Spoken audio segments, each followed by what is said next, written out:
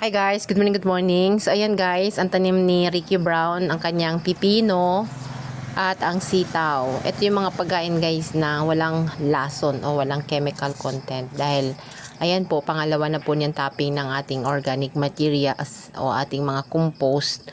Kung kaya ayan ay iniintay na lang po ang pag-ulan. So wala yan synthetic, walang insecticide, walang pesticide. Kung kaya ayan ay healthy food. So, antabayanan po ninyo guys ang mga pangyayari sa lugar na to. At, kung mga interested po kayo sa nasabing product, ay message lang po kayo para po maranasan din po ninyo kumain ng gulay na walang lason. Gulay na pampahaba ng buhay.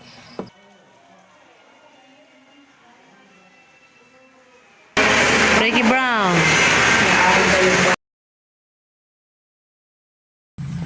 Wala ka makikita na Bata pa talaga siya, partner, hindi kulubot yung makikita mo ano na abnormality. Yan. Usually dito nagkakaroon ng problem sa mga ganito. May mga aphids na kaagad yan. Yung kulay itim na lumilipad. Yan. Yan. Partner, nanda nga sa lubid Yan. Pero yan so hindi yan minsan lang kung matakot ka. Sabagay, nung una, partner,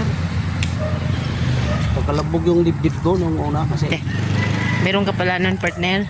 kasi partner, walang nagturo sa akin kung anong gawin, kaya matagal kong pinag-aralan sa loob ng 10 taon kung humawak ng ganitong organic, partner. Lahat ng mga insekto, lahat ng mga klase sa mga peste na-encounter ko na sa palayan, pati yung mga plakbag, partner, hilamos lang yung mga chemical ay niranas ko na. Kaya pag makita ko mga ganito, pasalamat pa ako pag may mga ganito kasi ibig sabihin pumunta sila dito, partner, ay walang lason yung at saka ito, partner, yan, may mga weeds siya. Walang lason, kaya nandito sila lahat. Yan. Mga kaibigan at saka yung hindi kaibigan, partner, nandito sila. So, may laban ka kasi naging 50-50 sila, partner Ngayon, Big sabihin, wala kasing pinatay, kaya yung good insect nandito pa din.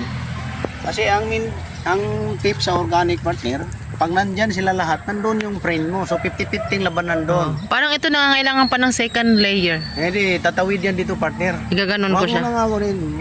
Bababa yan. Maghanap yan siya ng kakapitan. Basta nakakapit na yan. Pagbaba yan, kakapit na yan. Pwede nga walang katayan ng one, partner alugbati. Ay, itong sitaw. Pwede. Pag hindi kaya na, diskarte na. Yan ang mga ginawa. Mga Batangginyo yan, mga Batangas. Ba, yung ibang mong sitaw doon ay gumagapang na. Yung problema yan. Ang importante, malusog sila. Kasi yung pagpapaakyat, ang problema, madali sa kanila yun. Yung partner, maraming mga weed. Ang lunas lang natin, partner, kita mo, partner, usok lang. Pag umuusok na, yung mga masama, alis yun. Yung mga kaibigan, gusto nila yung usok. Nanatili lang yan sila. Pero hindi naman araw-araw ka, partner, magpausok Sa isang linggo, pwede isang beses. Kasi kahit mabubutas yan sila, wala na silang magawa, partner. Talagang bubunga ang buwan mo.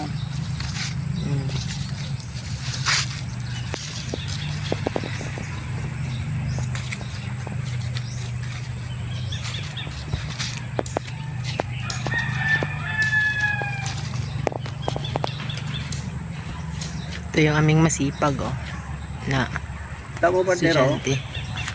dito, so napakadaming yung mga dilaw na mga kuwan. Ang lipad pa Normal sila na nandyan. Pero yung dahon natin, partner, Yan sila. Lipad ng lipad, Tama, partner, yan, i-focus mo dyan, So, napakadami. Yan. Hindi natin yan sila patayin, partner. Kasi pag mag-flowering na yung halaman mo, sila na ang magbibigay. Magtatrabaho na sila para sa iyo.